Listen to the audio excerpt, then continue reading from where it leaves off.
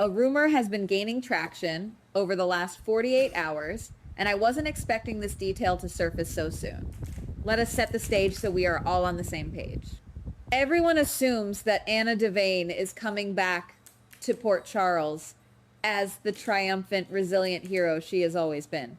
Most viewers believe that her time at the French mental health clinic was just a temporary setback, a brief pause to collect herself before returning to the action. The obvious explanation seems to be that after surviving Ross Cullum's intense psychological manipulation and Caesar Faison's fake theatrics, she has finally healed and is ready to take back her life. We have seen her expertly manipulating her doctor in France, pretending she has made great progress just so she can get discharged early. The general consensus among the fan base is that Anna is just playing the game to get back home, ready to expose the deceased Cassius Faison's twin swap and protect James West from further heartbreak. Everyone thinks the worst is finally behind her. But what if we're looking at this the wrong way? What if that wasn't the real reason she manipulated her way out of the clinic? What if someone or something planned this early exit because her mind is far more fractured than anyone realizes? I keep wondering whether Anna is actually running from a demon she cannot escape, no matter what country she is in or what facility she checks into.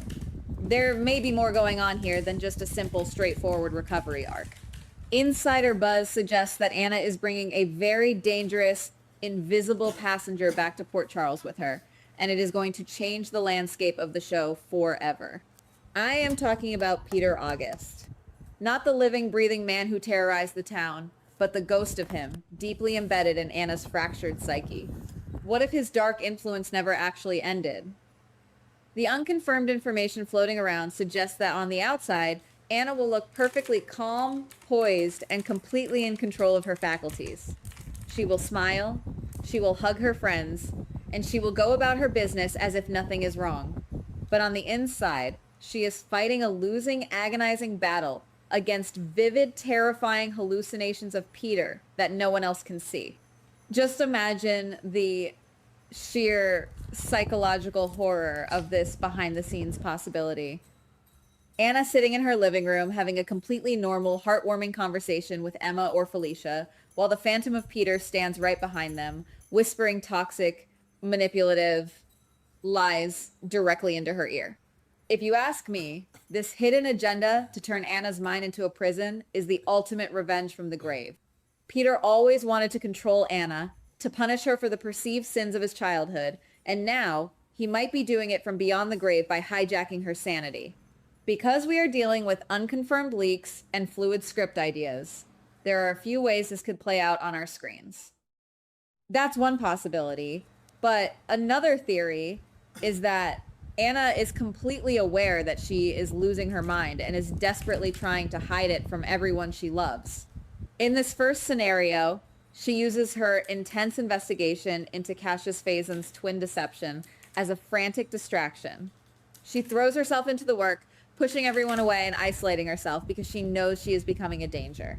This would eventually lead to a quiet, tragic breakdown behind locked doors, where Peter's mocking voice is the only company she has left. But let us pivot to a second, far more insidious possibility that is currently making the rounds. What if Peter's ghost isn't just a random hallucination brought on by stress, but a dark defense mechanism created by Anna's own broken mind? In this scenario, her severe trauma from Ross Cullum's mind games has convinced her subconscious that everyone in Port Charles is a potential threat waiting to strike. The hallucination of Peter becomes her twisted, dark protector, convincing her that her closest friends and family are actually enemies plotting against her. She wouldn't be a crying, helpless victim in this version of the story. She would become a paranoid, calculated predator, taking out perceived threats based on the whispers of a dead man. And then there is the third scenario, which is gaining a massive amount of traction in the rumor mill and feels incredibly grounded in the show's history. What if this isn't a natural psychological break at all? What if the situation is being actively manipulated by an external living force? We know Anna was at that French facility, a place where she was supposed to be safe. What if her doctor or a rogue agent tied to Ross Cullum or the WSB implanted hypnotic triggers deep in her mind during her sessions? In this version of the story, Peter is a programmed hallucination, a sleeper agent trigger designed specifically to activate Anna and turn her into a lethal weapon against the people she loves most. The WSB has a long history of mind control, and using Peter's face as the trigger would be the most effective way to break Anna's will. But guys, we have to talk about the most dangerous possibility of all. This is the boldest, most haunting theory that has leaked out, and it is the one that will absolutely keep you awake at night if it comes to pass. What if Peter's ultimate goal, whether he is a natural hallucination or a programmed trigger, is a massive, bloody revenge plot, and his primary target is none other than Felicia Scorpio? We are hearing intense whispers about a specific, catastrophic event that will rock Port Charles to its very core. The rumor is that this terrifying psychological buildup will all culminate at the upcoming funeral for Cassius Phazon. Think about the sheer dramatic potential of this setting. A funeral is the absolute perfect setting for a daytime tragedy. It is a place where Port Charles's elite, the police force, and various family members will gather to mourn the man they thought was Nathan West, or at least pay respects to the absolute chaos and heartbreak he left behind. Felicia will undoubtedly be there, her guard completely down, mourning the loss of the man who wore her late son-in-law's face, trying to be strong for Maxie and James. The atmosphere will already be heavy with grief, tension, and unresolved anger over the WSB using Cassius as a scapegoat for Ross Cullum's crimes. According to this dark speculation, Peter will appear to Anna right in the middle of the somber gathering. He will manipulate her, twisting her fragile reality until she can no longer tell the difference between the living and the dead, between friend and foe. He will convince her that Felicia is the root of all her pain, the one who needs to pay for the sins of the past. In a moment of pure, unadulterated psychosis, completely disconnected from reality, Anna will draw her concealed weapon. She will aim it directly at her best friend Felicia in front of a crowd of stunned mourners. The insider buzz paints a horrifying, cinematic picture.